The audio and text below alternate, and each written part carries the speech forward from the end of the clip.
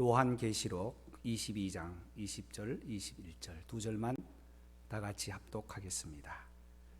다 같이 읽겠습니다. 이것들을 증언하신 이가 이르되 내가 진실로 속히 오리라 하시거늘 아멘. 주 예수여 오시옵소서. 주 예수의 은혜가 모든 자들에게 있을지어다. 아멘. 하나님 아버지, 다시 말씀 가운데 고개를 숙입니다. 하나님께서 앞선 기도와 찬송에 응답하여 주심을 믿고 감사드립니다. 하나님 아버지, 말씀이 육신이 되어 이 땅에 오신 주님을 증거하며 주님께서 우리에게 베풀어 주신 은혜를 함께 나눌 수 있도록 우리의 마음 가운데 함께 좌정하여 주옵소서. 예수님 이름으로 기도하옵나이다. 아멘. 부활절을 보낸 모든 성도님들에게 하나님의 은혜가 충만하시기를 바랍니다. 2주 전에 부활절이 지났는데 또 무슨 부활절이냐고요? 우리에게는 날마다 주님과 함께 부활의 기쁨과 감사를 누려야 할 것입니다. 부활하신 주님과 함께 만난 제자들이 가장 필요한 것이 무엇이었을까라는 것을 생각해 보았습니다. 그래서 수요 예배를 시작하면서 회복이라는 주제를 가지고 말씀을 나누고 있습니다. 지난 주일에는 예배 회복에 대한 말씀을 나누었죠. 창세기 말씀을 통해서 가인과 아벨의 예배를 다시 한번 우리가 재조명하면서 진정한 하나님이 받으시는 예배가 어떤 예배일까 하는 부분들을 세 부분으로 나누었습니다.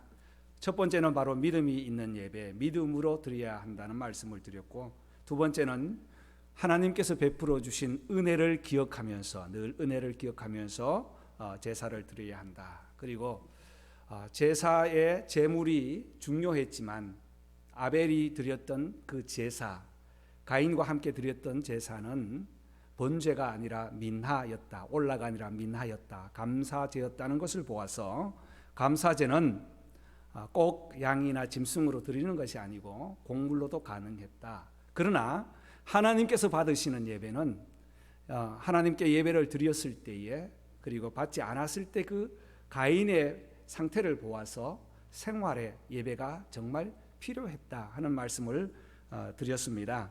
그래서 평소에 우리의 성품을 다시 다듬고 예배 생활을 하자 하는 말씀으로 결론을 맺었습니다. 회복된 예배자의 삶을 지속적으로 지속하기 위해서는 무엇이 필요할까 하는 부분이에요. 그래서 오늘은 두 번째로 은혜를 회복하자, 은혜 회복에 대한 말씀을 나누려고 합니다. 성경은 은혜로 시작해서 은혜로 마칩니다. 하나님께서 맨 처음 은혜를 베푸셨던 곳은 바로 에덴 동산이었죠. 하나님 앞에 범죄한 아담과 하와가 이 나뭇잎으로 부끄러움을 가렸지만 하나님께서는 은혜로 가죽옷을 지어 입히셨습니다. 그래서 그 자체가 은혜였고 그것이 예수 그리스도의 오심의 예표였습니다. 뿐만 아니라 하나님께서는 마지막 요한계시록 오늘 읽은 마지막 끝에, 성경 끝에도 주 예수의 은혜가 무리에게 있을지어다 아멘으로 끝을 맺습니다. 그래서 성경 전체의 흐름은 처음부터 끝까지 무엇이다? 은혜라는 사실을 알 수 있습니다. 성경 가운데도 무엇이 통로이다? 은혜라는 거예요. 그래서 은혜를 쭉 살펴보면서 정말 이 은혜가 무엇인가라는 부분을 우리가 생각하고, 또 은혜 회복은 어떻게 해서 주어져야 하고 또 어떻게 은혜 회복으로 살아가야 할 것인가 하는 말씀을 함께 나누고자 합니다. 구약 성경에서는 은혜라는 말, 우리 한글에서는 은혜라고 표현되어 있지만 히브리 말에는 은혜라는 말이 헤세드라는 말로 종합적으로 기록되어 있습니다. 이 헤세드라는 말은 하나님의 마음을 나타내는 표현인데요, 긍휼과 자비, 하나님의 그 모든 좋은 것들은 다 헤세드에 포함되어 있습니다. 오늘 이 자리에 모인 저와 여러분 모두에게 하나님의 은혜, 헤세드가 함께하기를 주의 이름으로 축복합니다. 자, 그렇다면 가장 큰 은혜는 무엇일까요? 가장 큰 은혜는 구원받은 것이 가장 큰 은혜입니다. 구약성경 전체를 보면 이 은혜가 임할 때마다 하나님의 구원의 역사가 있었습니다. 첫 번째 은혜가 에덴 동산이었다면 은혜라는 단어, 이 단어를 처음으로 사용된 곳이 창세기 6장 8절입니다. 온 세계가, 온 세상이 죄악이 관영하였고 사람들은 그 생각하는 모든 계획이 악할 뿐이었는데도 노아는 하나님께 무엇을 입었더라? 은혜를 입었더라고 했습니다. 6장 8절, 9절, 10절 말씀을 보면 그 마음을 생각하는 그 인간의 마음을 보니까 다 악해서 하나님께서 사람 지으셨음을 한탄하시고 마음에 근심하시고 사람을 지면에서 쓸어버리겠다 결단하신 이후에 노아에게 은혜를 베풀겠다 하는 말씀이에요. 세상은 다 죄로 관영되어 있습니다. 그런데 그 중에 하나님의 구원을 받을 자에게 하나님께서는 무엇을 입히셨다? 은혜를 입히셨다는 겁니다. 은혜를 그냥 주었다가 아니라 입혔다. 머리에서부터 발끝까지 은혜로 가득하게 되었다는 것이죠. 그래서 홍수의 심판을 면하게 되었고 온 지면이 다 홍수로 쓰러졌지만 노아는 하나님의 구원을 입게 되었습니다.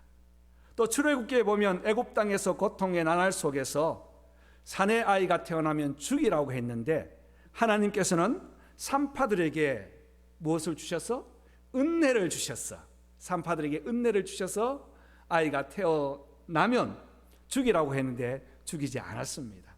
그래서 거짓 보고까지 하면서 갔더니 히브리 사람들은 얼마나 건강한지 산파가 도착하면 다 출산해 버립니다. 라고 은혜를 입게 되었습니다. 홍해를 걷는 것도 은혜고요. 광야에서 헤맬 때에 하나님께서는 시내 산에서 십계명을 주시면서 약속한 것이 은혜였습니다. 출애굽기 20장 6절 보면 나를 사랑하고 내 계명을 지키는 자에게는 천대까지 무엇을 주신다? 은혜를 베푸신다고 했어요. 그래서 애굽 땅에서 나온 이스라엘 백성들이 하나님의 그 율법을 받고 나서 받은 것이 바로 은혜를 베푸신다는 약속을 받았습니다. 그들이 죄를 지었습니다. 계속해서 하나님과 함께 대면하고 있던 모세가 급히 하나님의 명령을 듣습니다. 빨리 내려가라. 지금 저 아래에서는 아론 중심에서 금송아지를 만들고 우상 숭배를 한다. 빨리 내려가라. 급히 내려가라는 말씀을 듣고 내려왔습니다. 정말 그런 일이 벌어졌습니다. 정말 안타까웠습니다. 그때 모세는 어떻게 하죠? 하나님께 기도합니다. 하나님 은총을 베푸소서. 은총을 베풀어 주옵소서. 내 이름을 생명책에서 지우시든지 아니면 저들을 용서하여 주시든지 생명을 건 기도를 하였습니다. 그때 하나님의 말씀이 나는 은혜를 베풀 자에게 은혜를 베풀고 긍휼히 여길 자에게 긍휼히 여긴다. 하나님이여 긍휼과 자비를 베푸시고 은총을 입혀 주옵소서라고 모세는 기도합니다. 여러분, 모든 정황을 보았을 때에 하나님의 은혜를 입은 자에게는 가장 큰 은혜, 구원의 은혜를 받게 되었습니다. 구약을 이쯤 보았다면 신약에 와서도 모든 은혜를 베푸실 때는 가장 큰 은혜, 구원을 전제하고 은혜를 주셨다는 거예요. 그렇다면 예수님이 이 땅에 오셔서 저와 여러분을 위해서 십자가에 달려 죽으시고 우리를 천국 백성, 영원한 천국으로 인도해 주실 그 약속을 믿는 저와 여러분에게 가장 큰 선물은 은혜인 줄 믿습니다.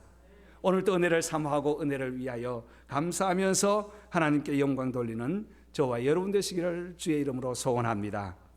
두 번째는 우리에게 가장 큰 은혜를 구원으로 주셨다면 우리가 살아가면서 또 큰 은혜를 이렇게 체험하고 살아갈 수 있는 것은 예수 그리스도를 믿는 믿음 아니겠습니까?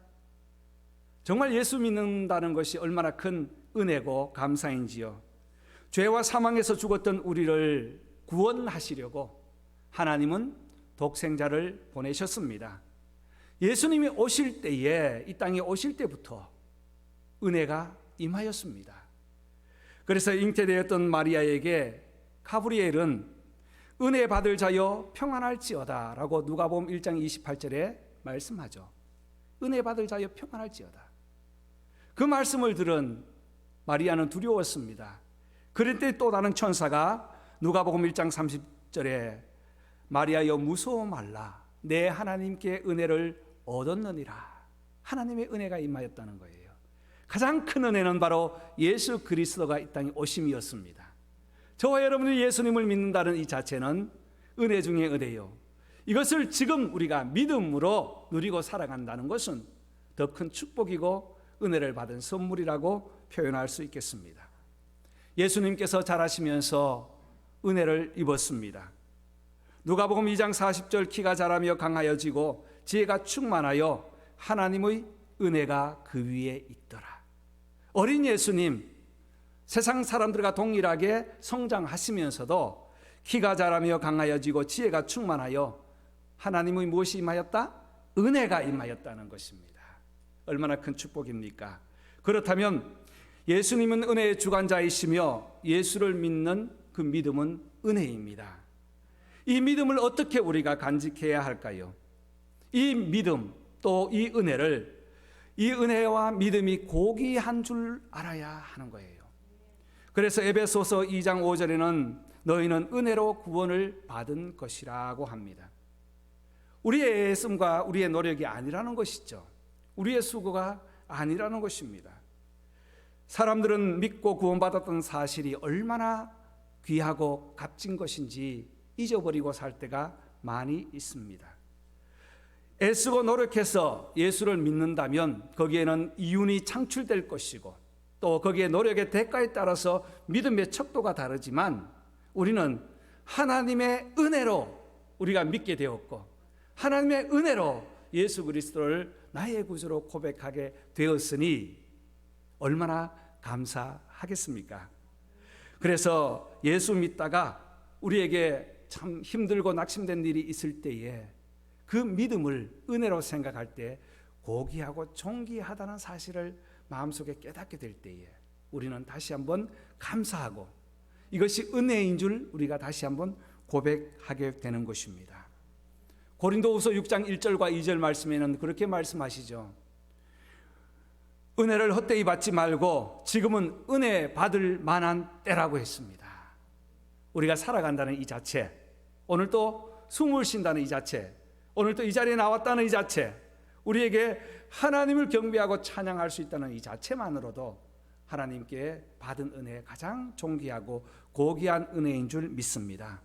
그래서 예수님을 소중하게, 존귀하게 이 은혜를 결코 헛되이 생각하지 않는 저와 여러분 되시기를 바랍니다.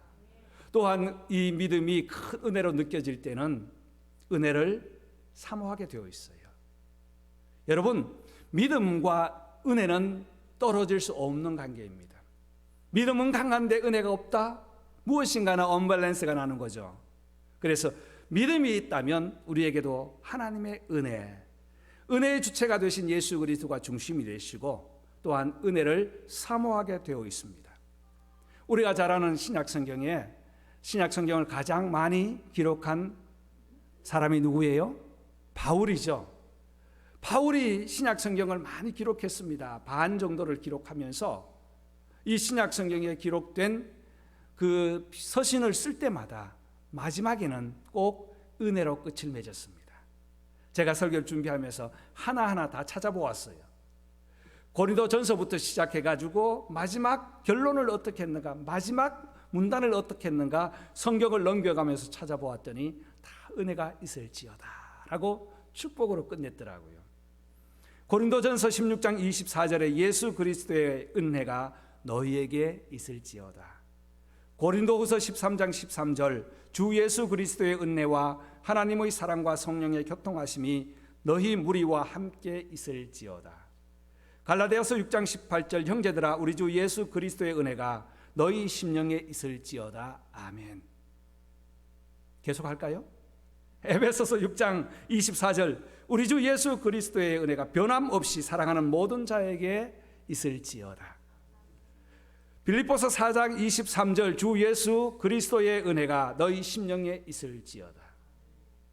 골로새서 4장 8절 데살로니가 5장 28절 쭉 보면 모두가 은혜가 너희와 함께 있을지어다.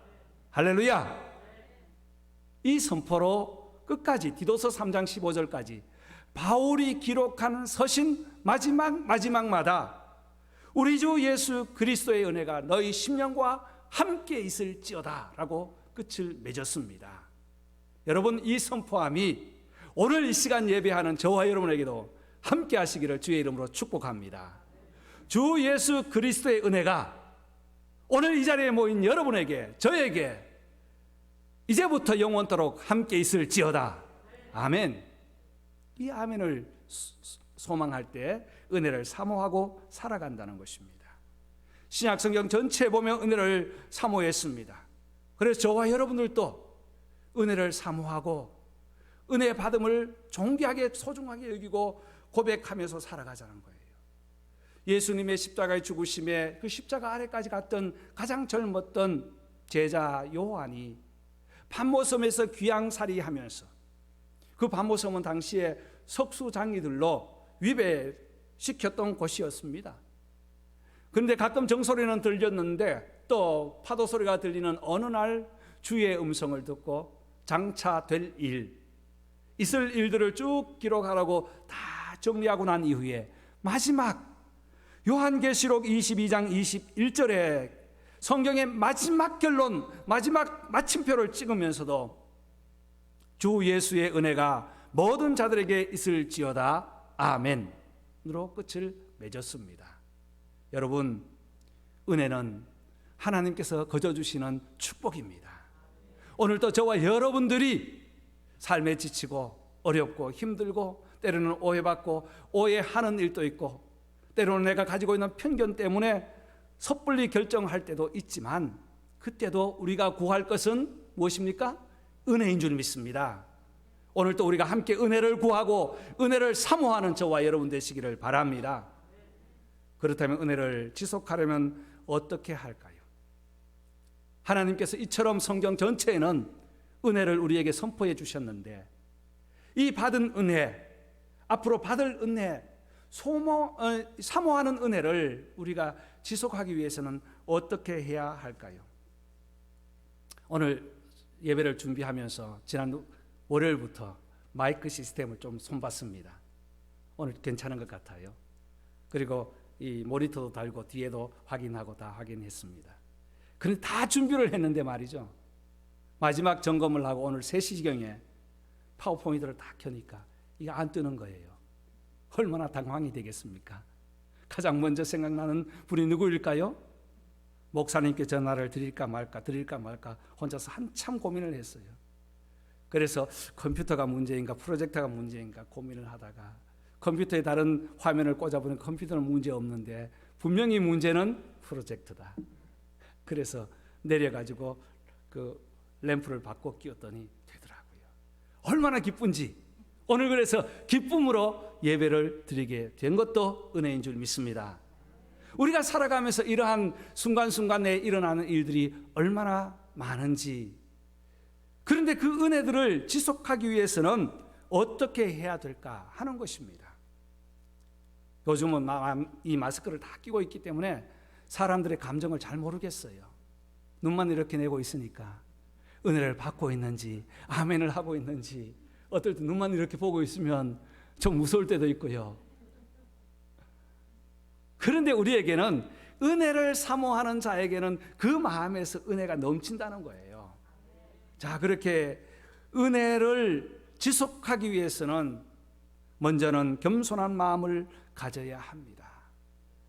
야고보서 4장 6절에는 더욱 큰 은혜를 주시나니 하나님은 교만한 자를 물리치시고 겸손한 자에게는 무엇을 주신다? 은혜를 주신다고 약속하셨습니다. 겸손한 마음입니다. 여러분, 겸손한 마음을 어떻게 볼 수 있나요? 겸손한 마음은 남을 나보다 낮게 여길 때 야고보가 계속적으로 너희들은 이 믿음을 말로만 하지 말고 믿음을 행위로 보이라, 증거를 보이라고 계속적으로 강조하고 있어요. 빌립보 성도들에게도 너희 믿음을 증거할 때에 은혜 받은 증거는 타인을 나보다 더 좋게 여기면서 살아가자는 것입니다. 그래서 겸손이라는 말 자체가 남을 나보다 좋게 여기다, 낮게 여기다 하는 마음 아니겠습니까? 타인을 나보다 높이는 마음이며 나를 조심하는 마음의 컨트롤을 하는 것이 바로 겸손이라고 합니다. 그래서 마음에 있는 표현을 할 때에도 바른 말, 사실말, 좋은 말을 하자. 제가 한번 말에 대한 설교를 드렸지 않습니까? 바른 말, 사실말, 좋은 말이라 할지라도 때와 장소가 있다 말씀을 드렸습니다. 그래서 골로새서 4장 6절에는 너희 말을 항상 은혜 가운데 소금으로 맛을 내는 것 같이 하라. 참 맛내는 사람들 보면 그 식당이나 또는 주부들 보면 참 신기해요. 어떻게 얼만큼 넣으라고 하는데 저는 뭐 한 스푼 넣으라고 하는데 그 스푼이 푹 들어갈 수도 있고 작게 들어갈 수도 있고 깎을 수도 있고. 집사람이 한국 가서 제가 어떤 뭐 요리를 좀 하려고 하는데 전화를 했더니 한 스푼 내려요. 스푼 보니까 저희 집에 나무 스푼인데 큰 것도 있고 작은 것도 있고, 그리고 푹 집을 수도 있고 살짝 할 수도 있고. 그래서 대충 해먹자. 먹고 싱거우면 소금을 더 치고 짜면은 물을 더 붓자 하는 것이 제 식사 지론입니다. 그런데 말을 할 때도 맛을 내라고 했습니다. 가장 적당한 맛을 낼 때 참 어렵지만 우리가 은혜를 함께 나누고 은혜를 지속하기 위해서는 이것보다 더 중요한 것들이 없다는 것입니다. 여러분, 저를 비롯해서 우리 모두가 이 표현을 잘 한다면 얼마나 큰 축복의 통로가 되겠습니까?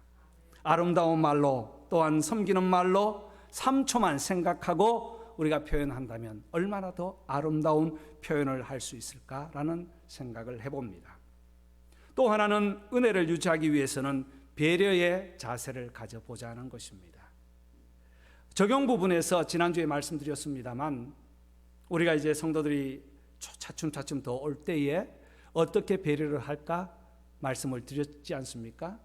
파킹을 할 때 먼 곳에서부터 해왔더니 나중에 오신 분이 헐레벌떡 그것도 급하게 왔는데 가까운 곳에 파킹할수 있으니까 좋았습니다.